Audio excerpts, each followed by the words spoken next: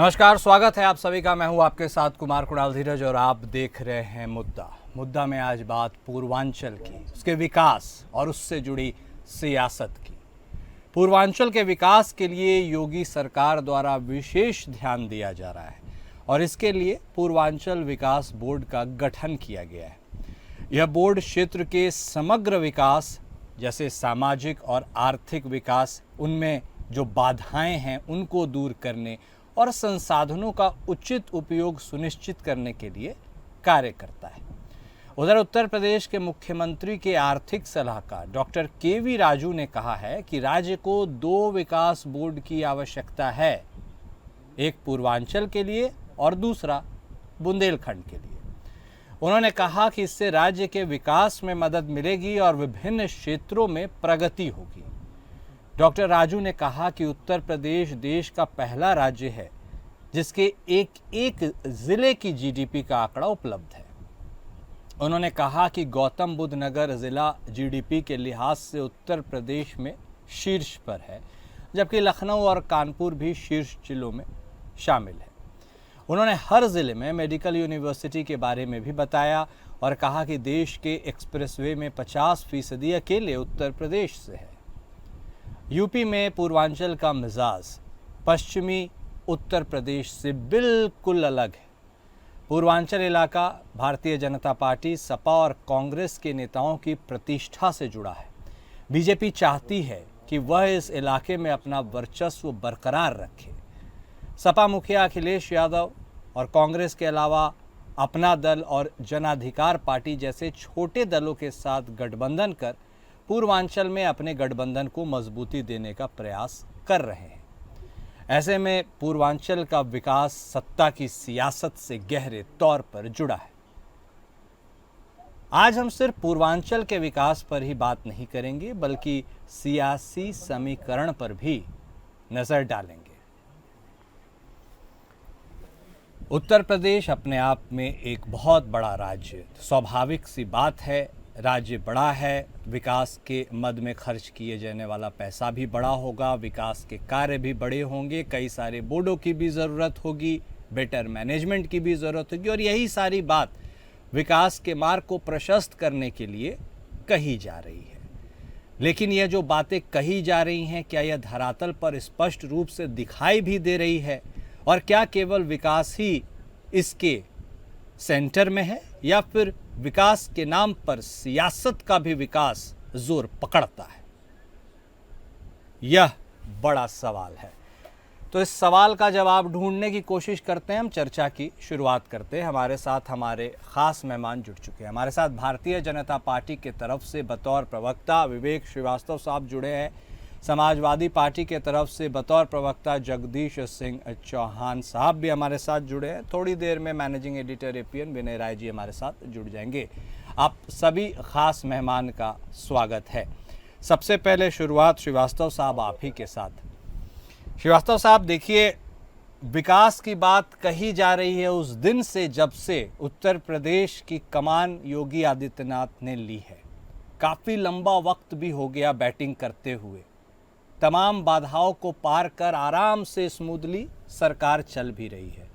विकास का कोई टाइमलाइन होता है क्या भारतीय जनता पार्टी के दृष्टिकोण में, या फिर विकास के नाम पर एक अनिश्चितकालीन डेट देकर विकास की स्टोरी को आगे बढ़ाया जाता है? मेरा स्पष्ट सवाल है, यदि बुंदेलखंड में भी विकास बोर्ड की ज़रूरत है, अन्यत्र भी कहीं विकास बोर्ड की ज़रूरत है, तो उसे कर लीजिए साहब। कैबिनेट की बैठक में अप्रूवल देने में कितना वक्त लगता है? उसके ऊपर बात करने से ज़्यादा ज़रूरी है कार्य करना। आपको नहीं लगता है श्रीवास्तव साहब? देखिए कुणाल जी, कहीं न कहीं पहले विचार आते हैं, विचार पे मंथन होता, मंथन के बाद उसकी शुरुआत होती है। और विकास कोई सपने में नहीं आता। उसके लिए उस सोच को जमीन पर उतारना पड़ता है। विकास रखने से विकास नहीं होता। योगी आदित्यनाथ जी ने अपने 8 साल के कार्यकाल में उत्तर प्रदेश को पूरे जिस विकास के पथ पर आगे बढ़ाया है वो उल्लेखनीय है।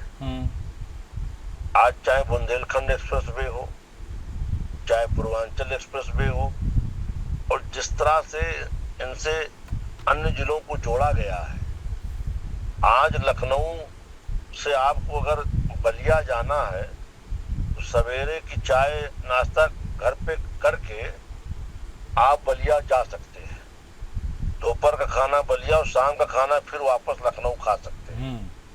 ये विकास है योगी आदित्यनाथ का उत्तर प्रदेश को। इसके पहले ये यात्राएं पूरा पूरा दिन खा जाती थी, लोग खाना वाना बांध के निकलते थे कि रास्ते में सड़क खराब है, बस पहुंचेगी कि नहीं पहुंचेगी, को रास्ते में अटक जाए, वही खाना पड़ जाए।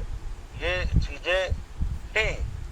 इसमें परिवर्तन आया जब अटल जी ने स्वर्णिम चतुष्कोणीय योजना लाई और उस विकास को गति पहुंचाने का काम योगी आदित्यनाथ जी ने अपने कार्यकाल में किया। इस बात से किसी को कोई इनकार नहीं हो सकता। प्रदेश के विकास के लिए अच्छी सड़कें सबसे बहुत जरूरी है और उन सड़कों का संपर्क छोटे छोटे गांवों कस्बों से हो, ये अति आवश्यक है। इससे वहां से जो कुछ उत्पादन या उपज जो निकलते हैं वो बाजार पा सकते हैं। इसके साथ जब हमारी सरकार ने वन डिस्ट्रिक्ट वन प्रोडक्ट योजना लागू की, पूर्ववर्ती में वन डिस्ट्रिक्ट वन गुंडा चलते थे, यहाँ वन डिस्ट्रिक्ट वन प्रोडक्ट चलता है। तो आज उन जिलों को अपने उन उत्पादों से पहचान मिली और उनके बाजार का विस्तार हुआ, उसका लाभ वहां के लोगों को मिल रहा है। तो ऐसा नहीं है, हमने 8 साल के इस कार्यकाल में दिखाया है कि विकास कैसे किया जाता है और विकास रटने से या विकास की माला जपने से विकास नहीं होता, उसको जमीन को उतारना पड़ता है। आज देख लीजिए योगी आदित्यनाथ जी के नेतृत्व में बड़े बड़े मैन्युफैक्चरिंग कंपनियां उत्तर प्रदेश में आ चुकी हैं। ब्रह्मोस जैसी मिसाइल आपको उत्तर प्रदेश में बनने लगी, बबलिंग स्कॉट पिस्टल हरदोई में बन रही है। तो श्रीवास्तव साहब, आप मान रहे हैं कि अब उत्तर प्रदेश से जो पलायन की समस्या थी वो समाप्त हो गई? क्योंकि उत्तर प्रदेश तो विकास की जो आप बातें बता रहे हैं उस हिसाब से तो वहाँ पर सब कुछ है, वहाँ के लोग को तो बाहर नहीं जाना चाहिए। मैं उस पर आ रहा। हाँ, देखिए, उत्तर प्रदेश की जनसंख्या अघोषित रूप से 24 करोड़ से ऊपर जा चुकी है। मोटा मोटी 25 करोड़ मान लीजिए। हाँ, मान लिया, मैं आपकी बात से सहमत हूँ, मैं आपकी बात को इनकार नहीं करता। और हमारे यहाँ इंजीनियरिंग कॉलेज, मेडिकल कॉलेज भी, अब मेडिकल कॉलेज भी पर्याप्त संख्या में होने जा रहे हैं। हर जिला one district one medical college का लक्ष्य हमारी सरकार काम कर रही है। तो हमारे जनता को अच्छा स्वास्थ्य सुविधा मिले, लेकिन ये तुरंत संभव नहीं है। एक डॉक्टर बनने में कुणाल जी कम से कम 8 साल लगता है। 5 साल तो MBBS में और 2-3 साल उसकी उच्च शिक्षा में लग जाता है। ये जब डॉक्टर हमारे समाज को प्राप्त होंगे, हमारे प्रदेश को प्राप्त होंगे, उत्तर प्रदेश भारत का सबसे अच्छी मेडिकल सुविधाओं वाला प्रदेश बनने जा रहा है। उस रास्ते पे योगी आदित्यनाथ जी ने इस प्रदेश को चलाया है। इसी तरह इंजीनियरिंग, हाँ ठीक, इसी तरीके से इंजीनियरिंग कॉलेज में आज हमारे यहाँ का विद्यार्थी, एक समय था कि उत्तर प्रदेश में कुल 1722 में इंजीनियरिंग कॉलेज में सीटें हुआ करती थी। 1722 गिन के बता रहा हूँ। प्राइवेट इंजीनियरिंग कॉलेज नहीं थे हमारे यहाँ। जिसके पास पैसा होता था वो अपने बच्चों को, जैसे अखिलेश जी भी करके आए मैसूर से बीटेक, पैसे वाले थे, उनके पिताजी मुख्यमंत्री थे, भेज दिए थे। हम लोग उतना सक्षम नहीं थे, नहीं जा पाए। डिप्लोमा या ITI से काम चलाना पड़ता था। आज हमारे प्रदेश के छात्र के पास अगर वो बीटेक करना चाहता तो बीटेक करने की सुविधा है। ठीक है चौहान साहब, ठीक है, नहीं ऐसे तो आप बता ही रहे हैं, तमाम बहुत सारी बातें हैं। अब मैं तो बस यही जानना चाह रहा हूँ चौहान साहब, देखिए जिस हिसाब से व्याख्या कर रहे थे श्रीवास्तव साहब, उसमें तो वो वाला वाक्य एकदम चरितार्थ हो गया भाई। सुबह बनारस शामे अवध, मतलब ऐसा माहौल वहाँ पर विकसित हो गया है। ये जो विकसित हुआ माहौल जिसके बारे में बताए जा रहे हैं श्रीवास्तव साहब, आप भी तो उत्तर प्रदेश के ही वासी हैं, विपक्ष में भले हैं लेकिन जनता आप भारत के हैं, उत्तर प्रदेश के वासी। आपको भी ये विकास के जो चलचित्र दिखाए जा रहे हैं, ये चित्र है, जमीन पर नजर आ रहा है कुछ चौहान साहब? ऐसा है कि ये जो है भारतीय जनता पार्टी, आप जानते हैं कि ढोल पीटती है और इन्होंने, अब आपने बताया कि पूर्वांचल विकास बोर्ड का गठन हुआ। अब योगी आदित्यनाथ जी जब दीपक बुझने वाला, अब जब उनका कार्यकाल जनता उनको उत्तर प्रदेश से खदेड़ने वाली, तब उनको याद आया है कि उत्तर प्रदेश में पूर्वांचल विकास बोर्ड बनना चाहिए। अन्यथा अभी तक क्या कर रहे थे, तो दूसरा टर्म सरकार का खत्म होने वाला है, दूसरा टर्म 1-1.5 साल बचे हैं सरकार। तो मेरा कहना है कि ये पूरी भारतीय जनता पार्टी का झूठ फरेब जो है अब चलने वाला नहीं है। इनके पास एक अंतिम अस्त्र बचा है, लोगों के बीच में धर्म को फैलाना, धर्म के आधार पर सांप्रदायिक सौहार्द को बिगाड़ना, और ये बिगाड़ने की में बहुत माहिर है। जिले में सांप्रदायिक सौहार्द को बिगाड़ करके जब से उत्तर प्रदेश की जनता ने उत्तर प्रदेश में आम लोकसभा के चुनाव में इनको नकार दिया है, तब से इनका दिमाग जो है संतुलन बिगड़ चुका है योगी जी का, और पूरी भारतीय जनता पार्टी का दिमागी संतुलन बिगड़ गया, क्योंकि उत्तर प्रदेश की जनता ने इन्हें 240 पे लाके खड़ा कर दिया है और इनको 256 विधानसभाओं में हार का मुंह देखना पड़ा है। इसी कारण से अब ये बौखलाए हुए हैं। अब इनको विकास अभी तक कुछ किया नहीं। इन्होंने कहा था हम 2 करोड़ नौजवानों को 1 साल में रोजगार देंगे। 10 साल से इनकी सरकार है, 20 करोड़ नौजवान जो है इनसे मांग रहे हैं, 20 करोड़ नौजवान इनसे रोजगार मांग रहे हैं। इन्होंने कहा था महंगाई हम 100 दिन में खत्म कर देंगे। आज महंगाई का आलम ये है कि लोगों की तनख्वाहें केवल भोजन पानी के लिए पूरे नहीं पड़ रही हैं। किसान बेहाल, किसान को खाद नहीं मिल रही, खाद की जगह लाठी मिल रही है, MSP मिल नहीं रहा था। इन्होंने कहा था जब इतने स्मार्ट सिटीज बनाएंगे, वो स्मार्ट सिटीज आपको दिखा कहीं उत्तर प्रदेश ये देश में कहीं स्मार्ट सिटी दिखा? सारा का सारा देश का गर्व कर दिया। नौजवान को रोजगार नहीं, किसान को न MSP है, न खाद नहीं, बीमार को दवा नहीं, और न सड़कें हैं, सड़कों में गड्ढे ही गड्ढे हैं। केवल और केवल भ्रष्टाचार की भेंट, जितने ही एक्सप्रेस वे बन गए हैं वो भ्रष्टाचार की भेंट चढ़े हुए हैं। मैं बुंदेलखंड एक्सप्रेस वे में आप निकल जाइए, पता नहीं कहाँ आपका एक्सीडेंट किस गड्ढे में हो जाए। तो पूरा सरकार ने भ्रष्टाचार की तह कर दी है। इन्होंने क्या कहते हैं अभी क्या किया, एक जल जीवन मिशन जो दुनिया का सबसे बड़ा घोटाला।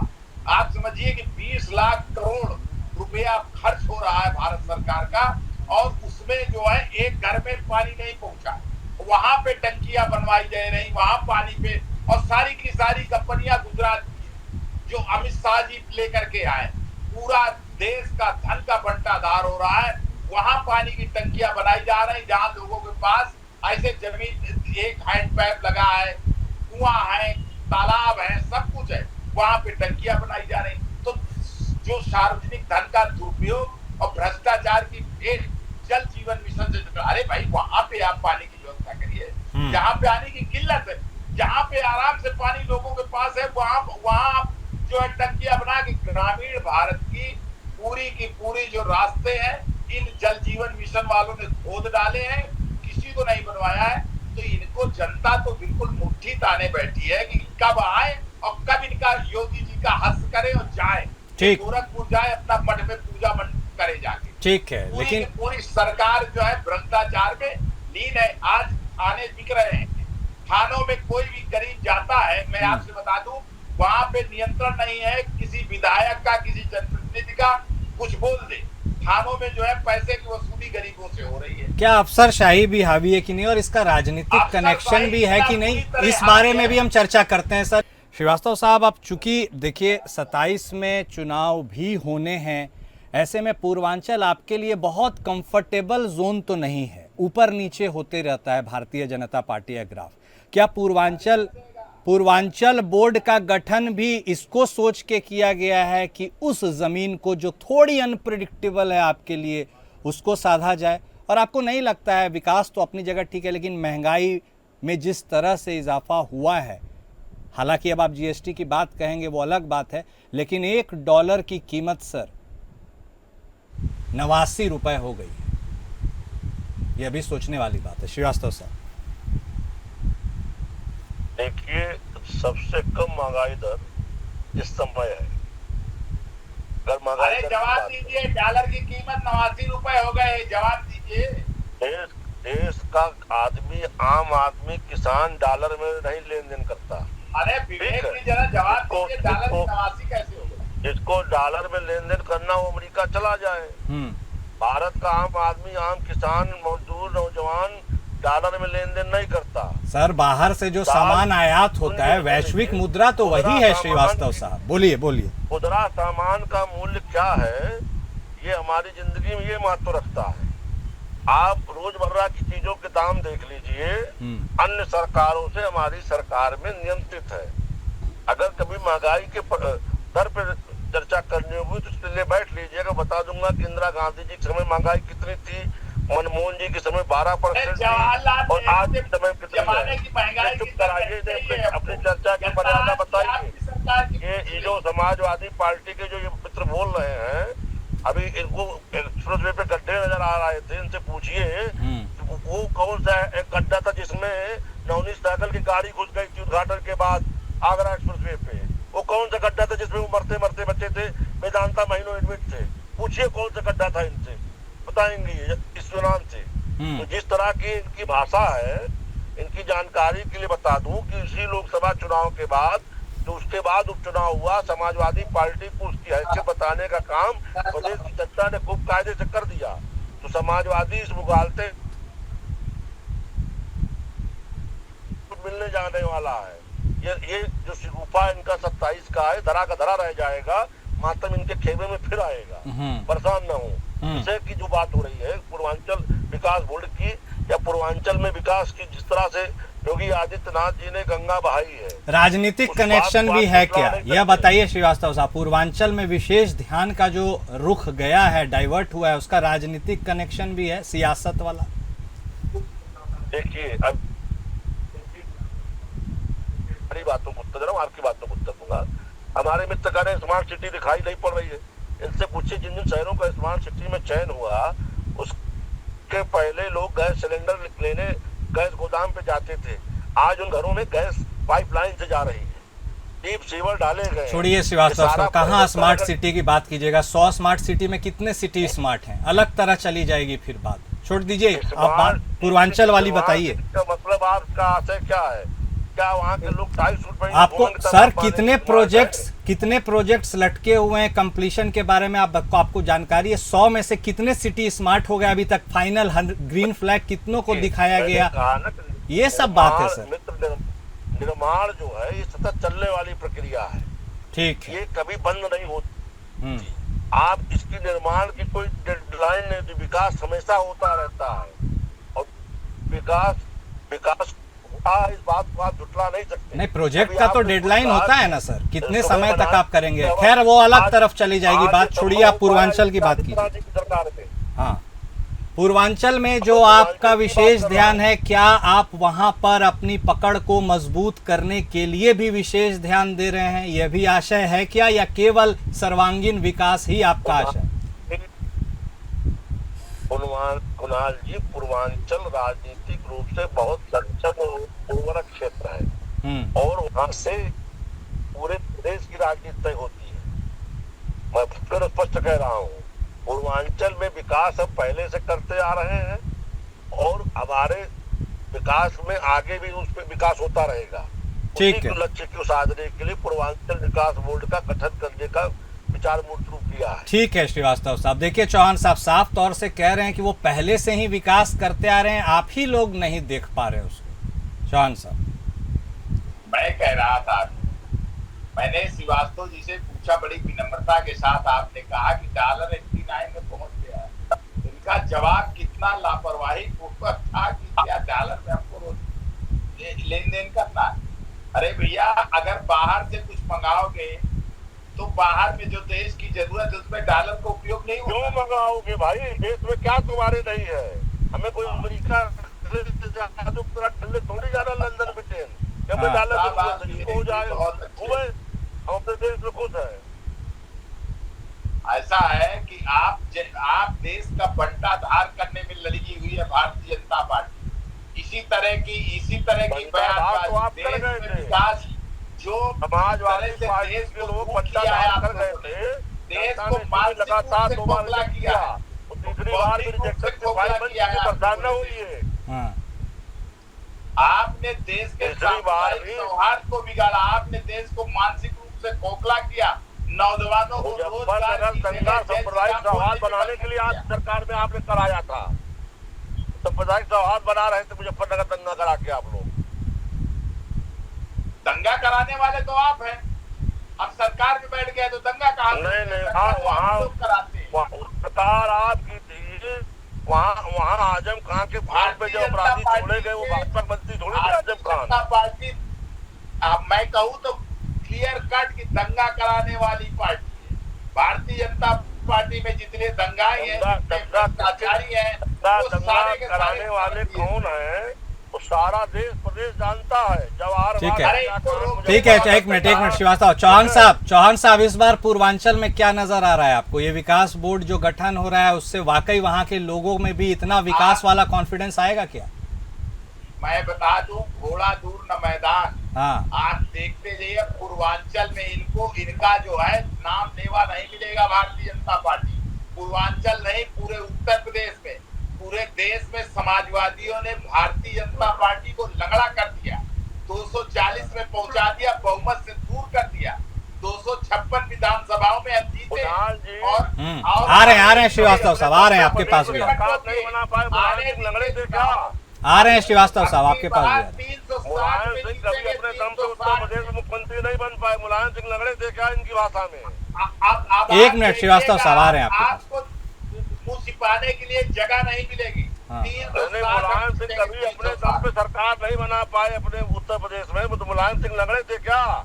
ठीक है श्रीवास्तव साहब, देखिए एक मिनट श्रीवास्तव साहब, 1 मिनट बचा है मेरे पास। आप दोनों से एक क्लोजिंग कमेंट ले लेते हैं, 30 सेकंड। सबसे पहले श्रीवास्तव साहब आपके पास 27 की कहानी क्या कहती है, बताइए। देखिए, हमारी डबल इंजन की सरकार में विकास का पहिया सरपट दौड़ रहा है।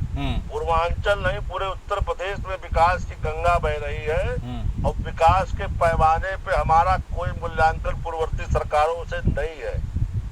पूर्ववर्ती सरकारों ने जिस तरह से भाई भतीजावाद, परिवारवाद, भ्रष्टाचार और सांप्रदायिकता इस प्रदेश को दी है, अब इस प्रदेश की जनता उनको फूटी आंख देखना नहीं चाहती। ठीक है, मुगालता पाले रहे, 27 में इनके खेमे में फिर मातम पसरेगा। ठीक है, परेशान न हो। ठीक है, 27 के बारे में चौहान साहब आपका विश्लेषण, 30 सेकंड। आप सुन लीजिए, जिस तरह से दलितों और पिछड़ों का आरक्षण, उनका मान सम्मान और उनके अधिकार, जो लोकतांत्रिक अधिकार है, भारतीय जनता पार्टी की सरकार ने छीना है।